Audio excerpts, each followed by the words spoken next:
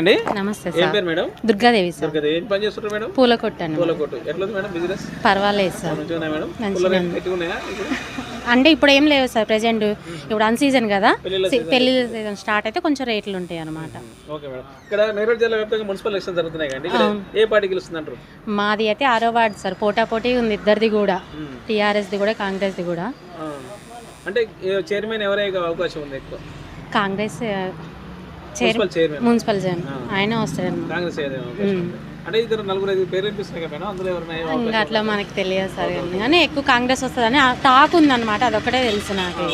మరి ఇక్కడ సంక్షేమ పథకాలు అనేది ఏమేమి అమలు అవుతున్నాయి మీ ఊర్లో? ఫ్రీ బస్ ఒకటే అమలు అవుతుంది ఎట్లుంది మేడం ఫ్రీ బస్సు? కానీ వేస్ట్ సార్ ఫ్రీ బస్ అన్నది. ఏమన్నా ఈ కాలేజీ పిల్లలకి వృద్ధులకి పెట్టుంటే బాగుండేది. ప్రతి ఒక్కరికి ఫ్రీ బస్ పెట్టడం వల్ల ఏమవుతుందనంటే చిన్నదానికి కూడా ఏమవుతుంది, మాకు ఇక్కడ మామూలుగా పల్లెటూర్లకే కదా సార్ నేరేడు చెల్ల అంటే, అంత సిటీకి వెళ్ళి కొనుక్కోవడం అట్లా జరుగుతుంది. ఫ్రీ బస్ ఏముంది వెళ్ళొద్దాం 10 నిమిషాలని లేడీస్ అంతా వెళ్ళడం, అది మైనస్ అయింది ఫ్రీ బస్ అనేది. అందరికీ పెట్టచ్చు, అందరికీ కాకుండా ఓన్లీ వృద్ధులకి పిల్లలకి స్టూడెంట్స్ వరకు పెట్టుంటే బాగుండేది. అది ఒక్కటే సార్. అంతా బాగానే ఉంది పరిపాలన మొత్తం. ఏం లేవు సార్, పర్లేదు అంతా బాగానే ఉంది. కానీ ఇది ఒక్క ఫ్రీ బస్ అన్నదే ఏం లేవు సార్. కానీ మహిళా పథకం 2500 ఇస్తా అన్నారు కదా, అది అమలు అవుతుంది. అది అమలు అవుతుంది అన్నారు కానీ కావట్లేదు.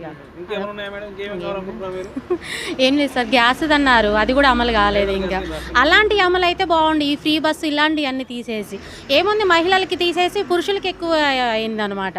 ఏముంది, ఇక్కడ నుంచి మీరు కూడా ఇదివరకు 30 రూపాయలు ఉంటే ఇప్పుడు 70 రూపాయలు ఛార్జ్ అయ్యింది. అవును సార్, అదొక్కటే అంతే. ఏం అంతా బాగానే ఉంది. Okay sir.